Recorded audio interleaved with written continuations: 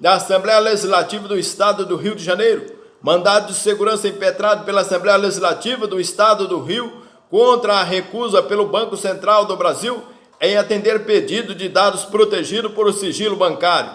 Impetração dirigida ao STF e autuada como ação civil originária com fundamentos no artigo 102, a linha F da Constituição, questão de ordem resolvida para declarar competente o STF para julgar a impetração.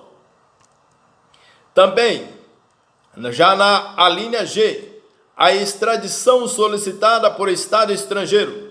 Não se conhece de habeas corpus contra a omissão de relator de extradição se fundado em fato ou direito estrangeiro, cuja prova, não constava de autos, nem foi ele provocado a respeito. Súmula 692. Não impede a extradição a circunstância de ser extraditado, casado com brasileiro ou ter filho brasileiro. Súmula 421. Concede-se liberdade ao extraditando que não for retirado do país no prazo dos artigos 16 da Lei Delegada 394 de 38. Súmula 367. Preliminar de incompetência de órgão fracionário da Corte para julgar pedido de extradição frente ao comando da referida do artigo 83 da Lei 6.815 de 80. Não ocorrência alteração de competência por edição de emenda regimental que atendeu os ditames do artigo 102, inciso 1º, a linha G. A emenda regimental não representa ofensa, uma vez que atendeu os ditames constitucional que fixou, sem qualquer distinção dos seus órgãos de julgamento, a competência do STF para análise de extradição solicitada por Estado estrangeiro, em combinação com o artigo 96, inciso 1, que atribui a competência aos tribunais para elaborar seus regimentos e dispor sobre a competência e funcionamento dos respectivos órgãos jurisdicionais e administrativos. Também podemos avançar um pouco sobre a inexistência de tratado de extradição não impede a formulação e eventual atendimento do pleito do extraditado. Entretanto, senhor, o habeas corpus não conhecimento precedente na Corte, a Corte assentou que não se conhece habeas corpus quando se trata de extradição, que é processo sujeito à jurisdição única dessa Corte, mas que não tem por objeto crime sujeito à jurisdição dela em uma única instância. Entrementes, já na linha FH que fora revogado, a linha I, o habeas corpus, quando o coator for tribunal superior, ou quando o coator ou paciente for autoridade, ou funcionário cujos atos estejam sujeitos diretamente à jurisdição do Supremo Tribunal Federal, ou se trate de crime sujeito à mesma jurisdição em uma instância. Não cabe habeas corpus quando já extinta a pena privativa de liberdade. Súmula 695. Não cabe habeas corpus contra a imposição de pena de exclusão de militar ou de perda de patente ou de função pública. Súmula 694. Não cabe habeas corpus contra a decisão condenatória, a pena de multa ou relativa ao que há processo em curso por infração penal, a que a pena pecuniária seja a única combinada. Súmula 693. Não compete ao STF conceder de habeas corpus impetrado contra a decisão do relator que, em habeas corpus requerido a Tribunal Superior, indefere a liminar. Súmula 691. Compete originariamente ao STF o julgamento de habeas corpus contra a decisão de turma recursal de juizados especiais criminais. Súmula 690. Não cabe habeas corpus originário para o Tribunal Pleno de decisão de turma ou de plenário proferida em habeas corpus ou no respectivo recurso. Súmula 606. Não se conhece de recurso de habeas corpus cujo objeto seja resolver sobre o ônus das custas, por não estar mais em causa de liberdade de locomoção. Súmula 395. O assistente do Ministério Público não pode recorrer extraordinariamente de decisão concessiva de habeas corpus. Súmula 208.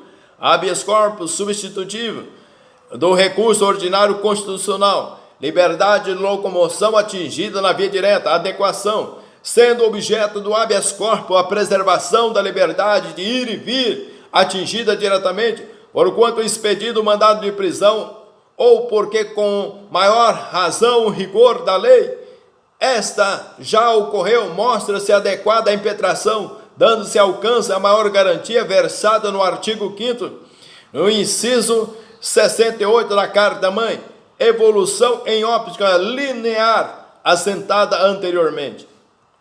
Doravante, senhor, é pertinente também, de acordo com a tese jurídica apresentada em habeas corpus, diz respeito a possível constrangimento ilegal praticado pelo STJ, da decisão que negou seguimento ao agravo de instrumento interposto pelo Ministério Público do Estado do Rio Grande do Sul contra a decisão da Corte Estadual que negou seguimento a recurso especial.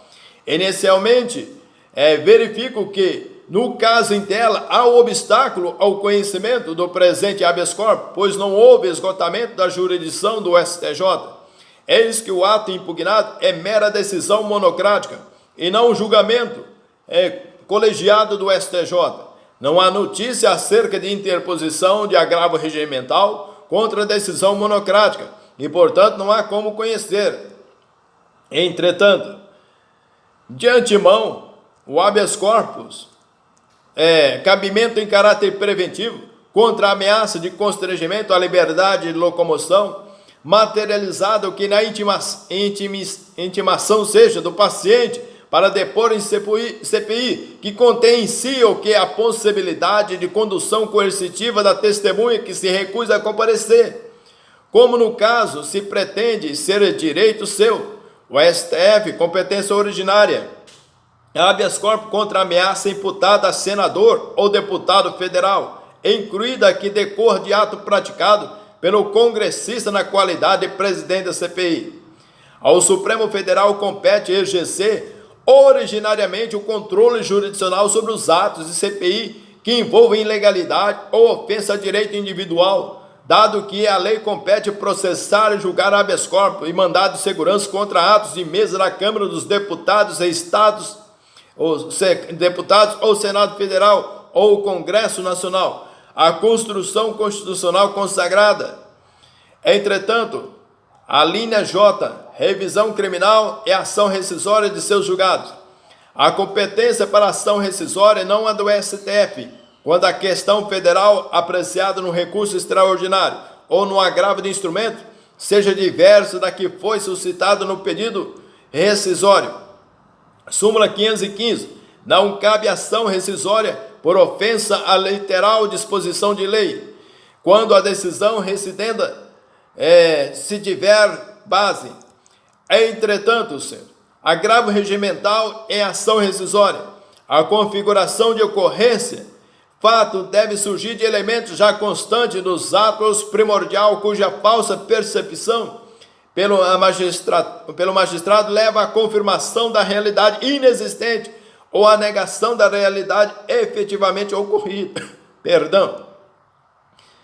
Doravante, avançando mais em nossos estudos, percebemos que já na linha L, a reclamação para preservação de sua competência e garantia da autoridade de suas decisões. Não cabe reclamação quando já houver transitado em julgado o ato judicial que se alega tenha desrespeitado decisão do STF. Súmula 734. Não há embargos infringentes no processo de reclamação. Súmula 368. A jurisprudência do STF se consolidou no sentido de ser incabível reclamação fundada na teoria. Não cabe reclamação para impugnar ato de governador que convalida julgamento de concurso para progressão funcional, quando é editado antes do trânsito em julgado do recurso extraordinário que caça a segurança anteriormente concedida. Também podemos avançar diante a reclamação o desrespeito ao acordo do Supremo, indispensável é que a parte dispositiva do pronunciamento do Supremo tenha sido inobservada mediante a prática do ato impugnado. Isso não ocorre quando em jogo eleição em Tribunal de Justiça e o que é decidido diz respeito ao regimento interno do Tribunal Regional Federal. Também, a reclamação, decisão proferida em sede de agravo de instrumento contra a decisão que não admitiu o extraordinário, existência de decisões contraditórias, ambas com trânsito em julgado, sendo que a proferida nessa Corte Superior não cabe à autoridade executiva descumprir julgado da Corte Suprema com apoio em interpretação sobre o alcance da coisa julgada, envolvendo decisões conflitantes. A existência de tema constitucional relevante deverá ser objeto, se o caso de atividade jurisdicional de iniciativa na União, não sendo possível a autoridade impetrada desobedecer sobre qualquer argumento ou comando emanado da Suprema Corte do país, reclamação julgada procedente. Também a viabilidade, já com previsibilidade legal, na alínea N, a ação em que todos os membros da magistratura sejam diretamente ou indiretamente interessados, e aquela em que mais da metade dos membros do tribunal de origem estejam impedidos, ou sejam direta ou indiretamente interessados. Para fim de competência originária do STF, é de interesse geral da magistratura a questão de saber se, em face de Loman, juízes têm direito à licença-prêmio. Súmula 731. Não gera por si só a competência originária do STF para conhecer do mandato de segurança, com base no artigo 102, inciso 1, a linha N da Constituição, dirigir sobre o pedido contra a deliberação administrativa do Tribunal de Origem, da qual haja participado a maioria ou a totalidade de seus membros. Súmula 623. Insere-se na competência do STF, artigo 102, inciso 1, a linha N, a ação de mandado de segurança coletiva impetrado por entidades, por entidades associativas de magistrado, visando assegurar a alegada prerrogativa da magistratura e obter o que a renovação simplificada dos registros de propriedades de armas de defesa pessoal, com dispensa de teste psicológico e de capacidade técnica e da revisão periódica do registro. Não fixa a competência originária do STF a propositura de ação com peculiaridades que diz respeito a número restrito de magistrados, alegadamente interessados na solução da causa. A segunda turma da relatoria, essa orientação aplica a demanda em que se pleiteia o pagamento de ajuda de custa a juiz federal, em razão de sua posse em domicílio diverso daquele que residia antes do ingresso na magistratura. É pertinente, avançando aí nos nossos estudos, acerca da Constituição Federal comentada e com várias decisões relevantes aí ao Supremo Federal. A jurisprudência do STF tem se orientado no sentido que a letra N do inciso 1º do artigo 102, afirmar a competência originária do STF para a causa, só se aplica quando a matéria versada na demanda respeito ao privativo interesse da magistratura, enquanto tal e não quando também interessa a outros servidores. Também, já na linha O, os conflitos de competência entre o Superior Tribunal de Justiça e os quaisquer tribunais, entre tribunais superiores, ou entre esses de qualquer outro tribunal.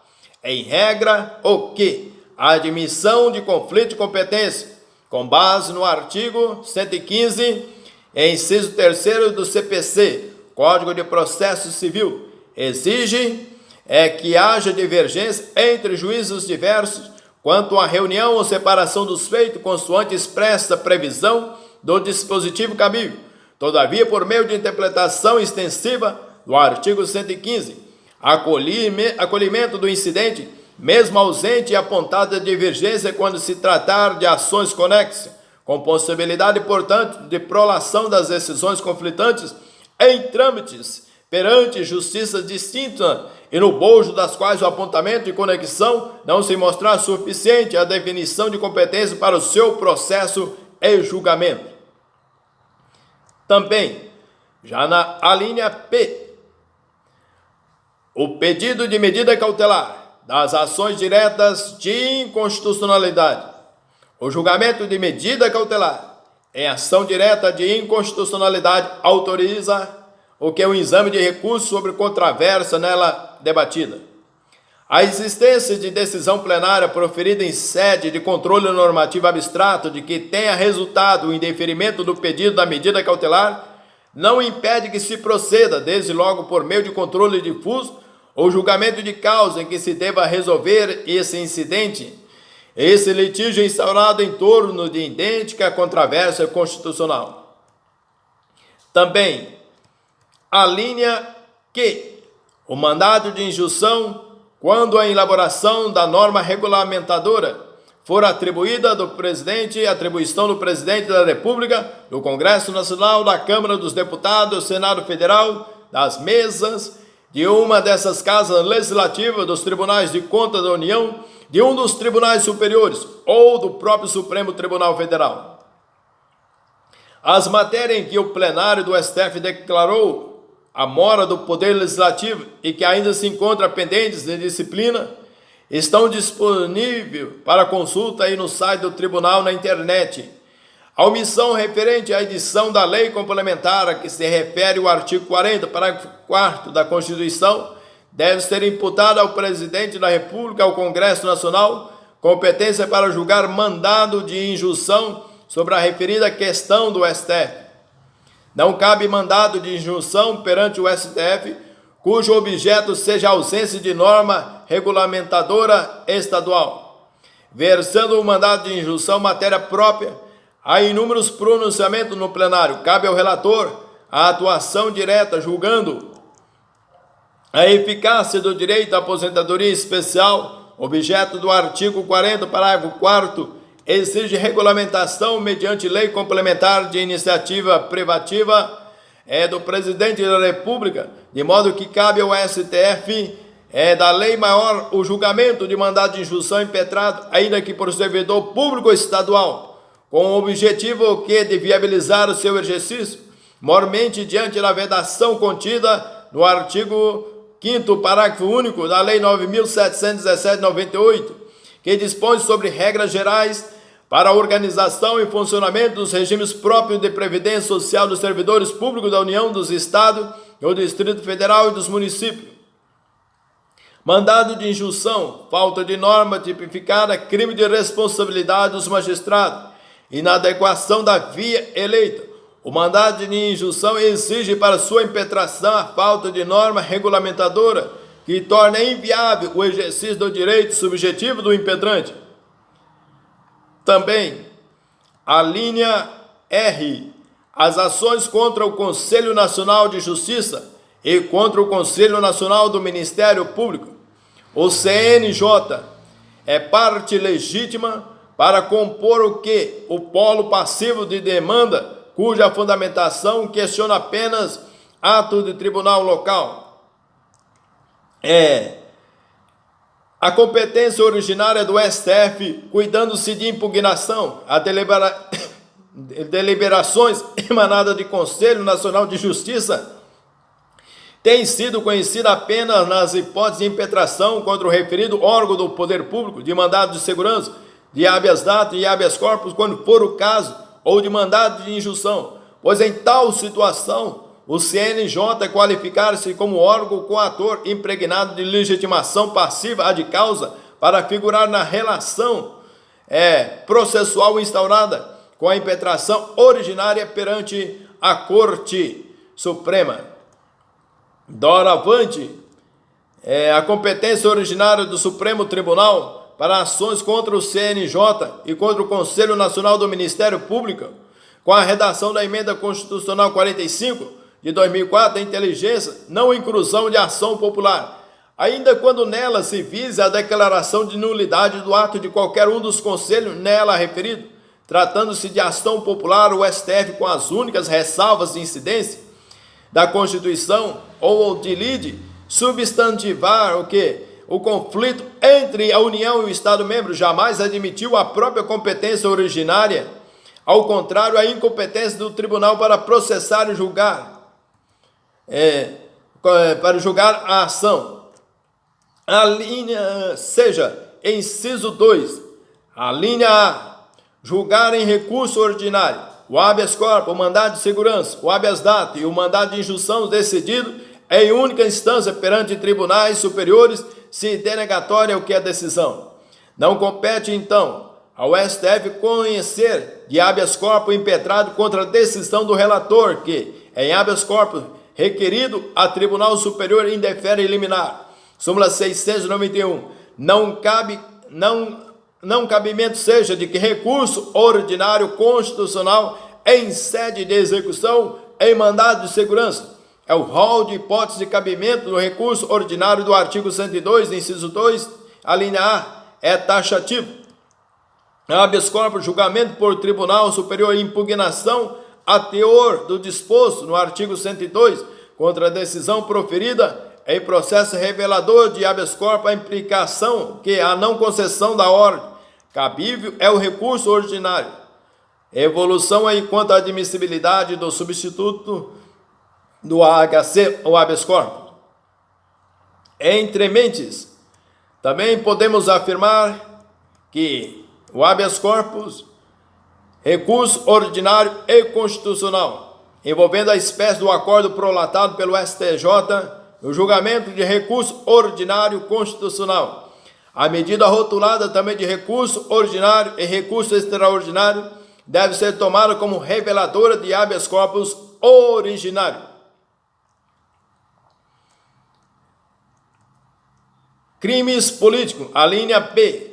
O plenário do STF decidiu que, para a configuração do crime político, previsto no parágrafo único do artigo 12 da Lei 7.170 de 83, é necessário, além da motivação e os objetivos políticos do agente, que tenha havido lesão real ou potencial aos bens jurídicos indicados. Entretanto, o indeferimento dos pressupostos do pedido, correspondentes entre os tipos penais de países requerentes e do Brasil, inexistência de prescrição, choque entre facções contrárias em praça pública sob o estado de comoção geral, do qual resultaram o quê? Mortes e lesões corporais, existentes de crimes comuns, com prevalência de crime político, condutas imputadas ao extraditando, e fatos a ela relacionados, caracterizados como crime complexo, visto que presentes interativos elementos constitutivos de delitos comuns e políticos. Crime político subjacente que se perpetrou por motivação de ordem pública e por ameaça à estrutura política e social das organizações do Estado. O extraditando, acusado de transmitir ao Iraque segredo de Estado do governo requerente, República Federal da Alemanha, utilizável que em projeto de desenvolvimento de armamento nuclear, o crime político puro, cujo conceito compreende não só o cometido contra a segurança interna, como o praticado contra a segurança externa do Estado, a caracterizar ambas as hipóteses, a excludente de concessão de extradição. Inciso 3º, julgar, mediante recurso extraordinário, as causas decididas em única ou última instância, quando a decisão é recorrida. Não cabe recurso extraordinário contra o acordo que defere medida liminar, súmula 735. Não cabe recurso extraordinário contra a decisão proferida no processo de precatório, súmula 733. É de 3 dias o prazo para a interposição de recurso extraordinário contra a decisão do Tribunal Superior, do TSE, contado quando for o caso, a partir da publicação do acordo, na própria sessão de julgamento, nos termos do artigo 12 da Lei 6.055 de 74, que não foi revogado pela Lei 8.950 de 94. Súmula 728. Não pode o magistrado deixar de encaminhar ao STF o agravo de instrumento interposto da decisão que não admite recurso extraordinário, ainda que referente à causa instaurada no âmbito dos juizados especiais. Súmula 727.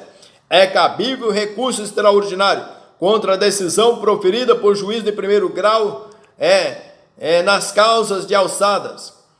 Entretanto, a controvérsia sobre a incidência ou não de correção monetária em operação de crédito rural é de natureza infraconstitucional, não viabilizando o que recurso extraordinário. Súmula 638. Não cabe recurso extraordinário contra acordo do Tribunal de Justiça que defere pedido de intervenção estadual em município.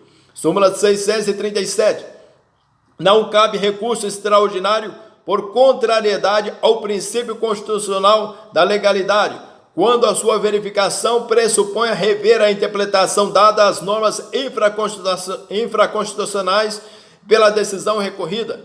Súmula 636. Cabe ao presidente do tribunal de origem decidir o pedido da medida cautelar em recurso extraordinário, ainda pendente do seu juízo de admissibilidade. Súmula 635. Não compete ao STF conceder medida cautelar para dar efeito suspensivo a recurso extraordinário, que ainda não foi objeto de juízo de admissibilidade na origem. Súmula 634. Nas causas criminais, o prazo de interposição de recurso extraordinário é de 10 dias. Súmula 602. Se a decisão contiver partes autônomas, a admissão parcial pelo presidente do tribunal ACO de recurso extraordinário que sobre qualquer delas se manifestar, não limitará o que a apreciação de todas pelo STF, independente de interposição de agravo de instrumento. Súmula 528. A decisão que enseja a interposição de recurso ordinário ou extraordinário não é do plenário, que resolve o incidente de inconstitucionalidade, mas do órgão, câmaras, grupos ou turmas que completam o julgamento do feito. Súmula 513. O STF, conhecendo o recurso extraordinário, julgará a causa, aplicando o direito à espécie. Súmula 456.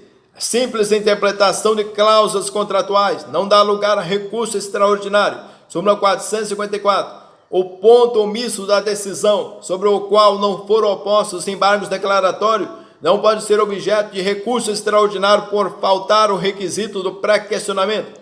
Súmula 356. Nega-se provimento ou agravo quando a deficiência na sua fundamentação ou do recurso extraordinário não permitir exata compreensão da controvérsia. Súmula 287. Não se conhece do recurso extraordinário fundado em divergência jurisprudencial quando a orientação do plenário do STF se firmou no mesmo sentido da decisão recorrida. Súmula 286. É inadmissível o recurso extraordinário quando a deficiência na sua fundamentação não permitiu que a exata compreensão da controvérsia. Súmula 284. É inadmissível o recurso extraordinário quando a decisão recorrida assenta em mais de um fundamento suficiente e o recurso não abrange todos eles. Súmula 283.